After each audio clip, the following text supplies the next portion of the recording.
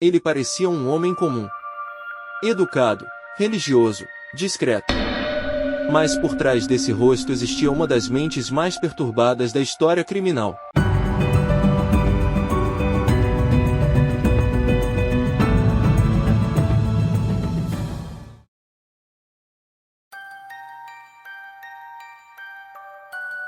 Hamilton Howard Talbert Fish ficou conhecido por apelidos como Vampiro do Brooklyn e Grey Man, nomes criados pela imprensa para tentar dar forma a algo que parecia impossível de compreender. Esta não é apenas a história de crimes. É a história de uma mente quebrada que passou despercebida por décadas.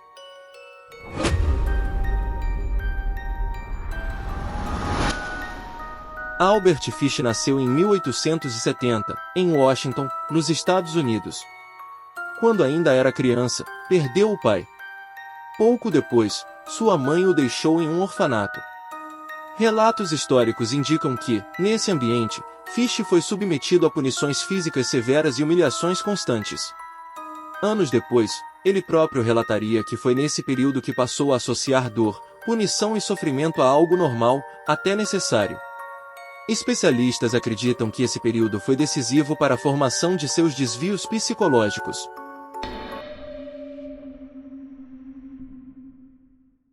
Na vida adulta, Albert Fish construiu uma aparência absolutamente comum. Trabalhou em empregos simples, casou-se e teve filhos. Frequentava igrejas, conversava com vizinhos e parecia um homem inofensivo. Essa normalidade foi sua maior proteção. Ninguém suspeitava do que acontecia longe dos olhares públicos.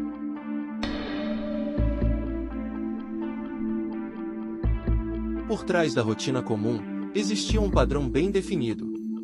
Entre as décadas de 1910 e 1930, Albert Fish atuou principalmente em Nova York. Ele se aproximava de famílias humildes, especialmente imigrantes, onde a vigilância policial era menor. Usava diversos nomes falsos, entre eles Frank Howard e Albert Fields. Apresentava-se como trabalhador rural, pintor ou alguém oferecendo empregos temporários. Ganhava a confiança dos pais antes de se aproximar das crianças. Não agia de forma impulsiva. Planejava encontros, escolhia locais e evitava levantar suspeitas. Esse método permitiu que Fish permanecesse livre por anos. Somente após o envio de cartas detalhadas às famílias, na década de 1930, seu padrão começou a ser identificado pelas autoridades.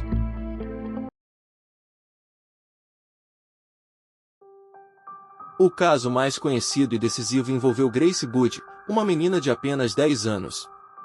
Em 1928, Albert Fish se apresentou à família usando o nome falso de Frank Howard. Disse ser um agricultor respeitável e prometeu oportunidades de trabalho.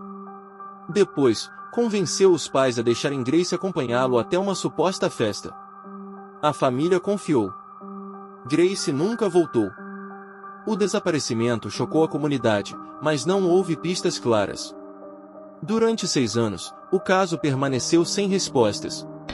Até que, em 1934, os pais receberam cartas. Cartas longas, frias e detalhadas, escritas pelo próprio Albert Fish, confessando o crime. Essas cartas, analisadas pela polícia, acabaram levando diretamente à sua prisão.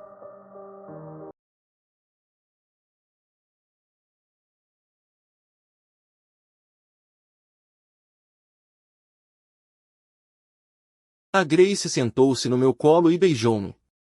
Decidi-me a comê-la. Sob o pretexto de a levar a uma festa. Tu disseste que sim, que ela podia ir. Eu levei-a para uma casa vazia em Westchester, que já tinha escolhido. Quando chegamos lá, mandei-a ficar fora. Ela apanhou flores silvestres. Eu fui lá para cima e despi toda a minha roupa. Eu sabia que se não o fizesse ficaria com o seu sangue. Quando ficou tudo pronto, fui à janela e chamei-a. Então escondi-me num armário até que ela chegasse ao quarto. Quando ela me viu nu, começou a chorar e tentou descer as escadas. Agarrei-a e ela disse que iria contar à mãe. Primeiro despi-a. Como ela lutava, mordia e arranhava. Abafei-a até a morte, depois cortei-a em pequenas partes.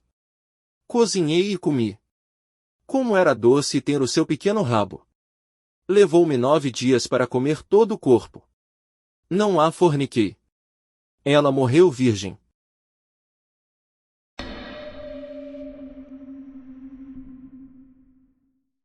Durante o julgamento, a mente de Albert Fish se tornou o centro do caso. Psiquiatras relataram que ele sofria de delírios religiosos intensos. Fish dizia ouvir vozes e acreditava que Deus o orientava. Demonstrava obsessões, pensamentos distorcidos e uma completa ausência de empatia. Ele não negava o que havia feito.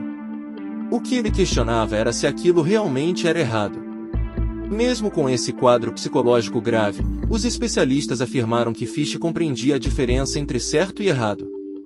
Sua mente não era confusa. Era fragmentada.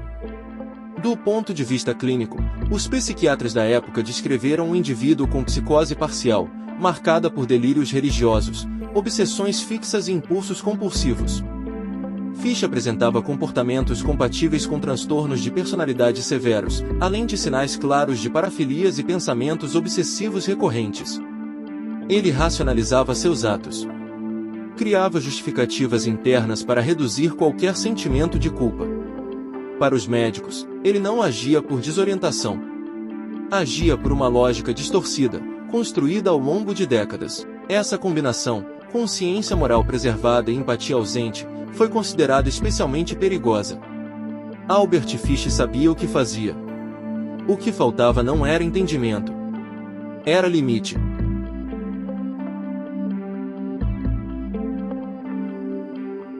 O julgamento durou 10 dias e atraiu a atenção nacional. A defesa tentou alegar insanidade. O júri discordou. Albert Fish foi considerado são e culpado. Em 16 de janeiro de 1936, ele foi executado na cadeira elétrica, aos 65 anos. Seu nome entrou para a história criminal americana. Albert Fish não parecia um monstro. E talvez seja isso mais assustador. Seu caso mostra que o mal nem sempre grita. Às vezes, ele se veste de normalidade. Entender essas mentes não é curiosidade mórbida. É prevenção. Se você se interessa por histórias reais, psicologia criminal e pelos limites da mente humana, inscreva-se no canal.